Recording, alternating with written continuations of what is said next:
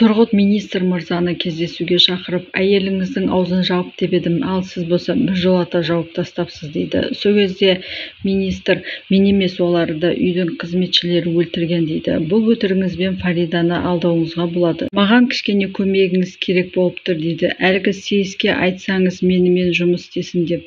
Ал сол кезде Мехмет Сайын, немене, сені айтайын ба, барып ойындарыңа Тұрғытты қос деп дейді. Сол кезде Тұрғыт, сейіс сізге бағынады, егер мен жұмыс істемейтін болсаңыз, ол ақшадан айырылады деп. Сөйтіп амалсыздан менімен жұмыс істеуге тура келеді дейді. Орхан Махирға келіп, әлгі прокурор Тұрғыт бізге келіп, істес болғысы келгенін айтты дейді. Және сейіс оған қарсы екен, кешке бізді кездесуге шақырып, Тұрғытқа қарсы бір нәрсе ойластырмақшы дейді. Махир болса, сейіске аса сене қоймаңдар, бірақ не айтады, соны естіп көріңдер дейді. Орхан болса, аға қалай болар екен, ол біздің әпкемізді алдап үйленіп алды емес па дегенде Махир, сейіс соңғы кездері өзгеріп жүр, көбінесе маған көмектесті дейді. Орхан сол кезде, ағам, сіз болмасаңыз не істейміз, сіз біздің асқар тауымызсыз дейді. Ведаттан естігендеріне Фарида сенер-сенбей төсекте жылап жатады. Бұған сенер алар емеспін, әкем анамды өлтірді ма деп. Ал Суна болса, өзіңді ойламасаң да ішіңдегі балаңды ойлашы, өзіңді бұлай тастап жіберме дейді.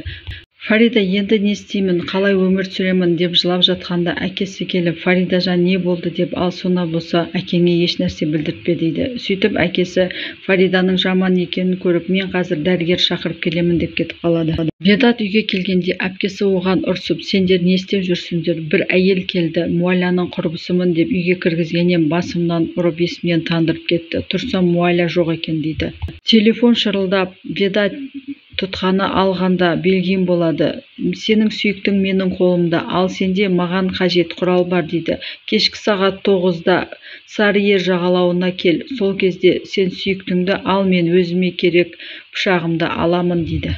Неждет қызымды қайдан тапсам екен деп ойланып отқанда Айтен келіп, таптың ба, не жаңалық бар дейді. Сол кезде жоқ, іздеп жатырмыз деп. Ал Айтен, қызымыз не істеп жатыр екен, қарны тоқ па екен, қайда екен деп жылайды. Ал Селим келіп, аға, біз әлгі Айдын дегенді жер-көктен іздедік, еш жерден таппадық дейді. Сол кезде Айтен, сен маған қызымды тауып бересің дегенсің, сол сөзіңде тұр, әйтпесе сенімен ажырасамын деп кетіп қалады. Селим Неждетке, анау әйел бізді алдады, немесе әлгі баланы сатып алғандар сол әйелді алдап кетті дейді. Дәрігер келіп, Фариданың қан қысымы төмендеп кетіпті, мына тыныштандыратын дәріні ішіңіз дейді. Ал Фарида әкесінен көзін алмай қарап отырады.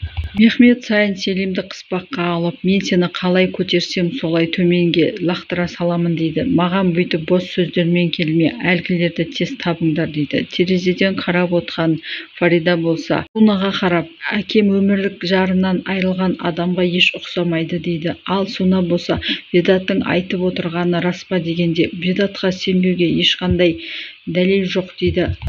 Ол момын, өзімен өзі жүрген адам, ал Муаля да тып-тыныш өзіміздің үйіміздегі қызметкеріміз еді дейді.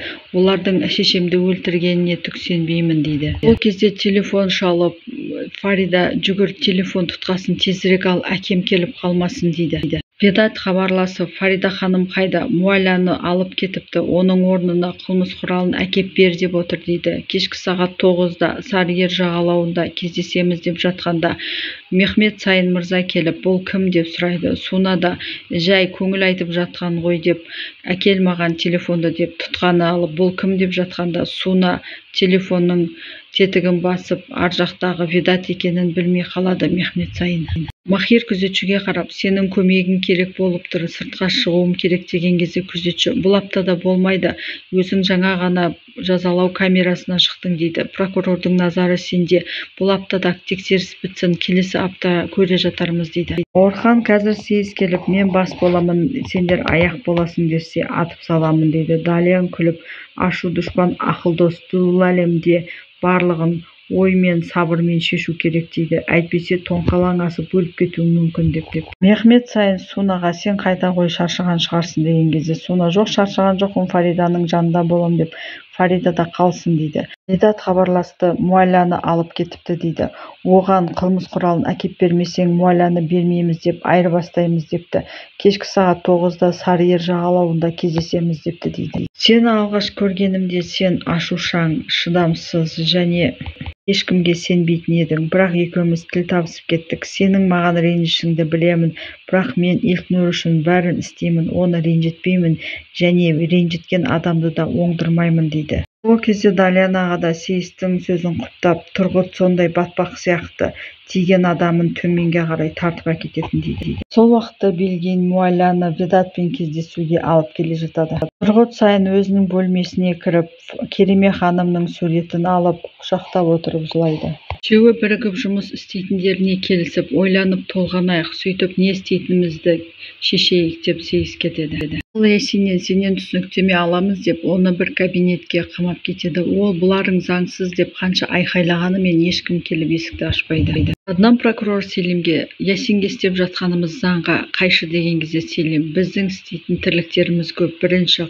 қылмыс құралын тауыбымыз керек дейді. Аднан министр мырзаға таң қалдым дейді. Әйелін өлтірсе де сыр бермей беті бүлк етпеді дейді. Сол кезде Селим болса, сенің министр мырзаға бұлай ойлағаның қажет емес, оған тез қылмыс құралын тауып беруіміз қажет дейді. Белгин кездесу жеріне Муаляны әкеледі. Ведат алдынан шыққанда, маған әлгі құралды бер, саған Муалянды қайтып беремін дейді. Ал Ведат болса, менде ол жоқ, өзімен бірге әкелмедім деген кезде Белгин Муаляның басынан атып салып, кейін Ведатты да өлтіріп кетеді. Кейін ол жерге Фарида мен Суна келгенде екеуінің денелерін көріп, Фарида бұны кім істеді деп жылап жатады. Ал Ведат тірі болып шығады. Фаридаға қылмыс құралы Теміз банкте жасырынған деп айтып өліп кетеді. Ертеңгісі Мехмет сайын қызынан қалайсың, ал менің жағдайым күн өткен сайын жаман болып бара жатыр дейді. Ал Фарида болса, мен шешемді өлтірген адамны тауып, оның жазасын беремін, таза жұтуға кетіп бара жатырмын деп Суна екеуі шығып кетеді.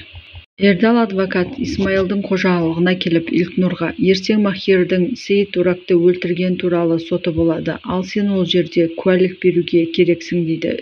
Исмайылға Мехмет сайын хабарласып, сен Махирді таңдадың және Махир түрмеде отыр, сөйтіп сенің шешімің дұрыс болмады дейді. Мен сені кешіруге дайынмын.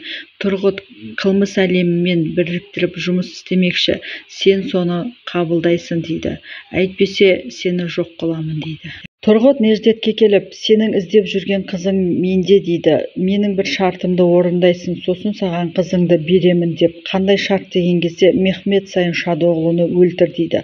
Ол Махирдің ісі емес па дегенде, Махир түрмеге түсті, оның аяқ қолы тұсаулы, ол қашан шығады, ал менің шыдамым бітті дейді. Сөздің қысқасы, Мехмет сайынды өлтір де, қызыңды ал дейді. Белгин Мехмет сайынға хабарласып, жүргізушіңіз бен қызметшіңізді о дүниелік қылдым деген кезде Мехмет сайын дәлел қайда дейді. Екеуі өлгендіктен дәлел де керек емес шығар деп ойладым деп. Ал Мехмет сайын дәлелді тезірек тап деп телефон тұтқасын қоя салады. Фарида мен Суна Ведат тастап кеткен затты алу үшін Теміз банкіне барады. Өзінің судьялық куәлігін көрсеткенімен банк қызметкері адамның өзі болмаса, оның заттарын ешқандай да басқа адамға бере алмаймыз дейді. Ол кісі қайтыс болып кеткен, маған әділдік орнату үшін оның заты керек деген кезде банк қызметкері полиция шақырамын, кетіңіздер дейді. Сөйтіп Фарида Махирдан көмек сұрау үшін түрмеге қарай кетеді. Махирмен кездескенде Фарида жылап, сенің дұрыс жолмен жүргеніңді енді ғана түсіндім дейді. Әкем менің анамды өлтірді. Барлық сүйген жандарымды бірінен бірін өлтіріп жатыр дейді. Әділет орнату үшін өтініш, Махир, маған көмектесші деп. Ал Махир Фаридаға қолын созады.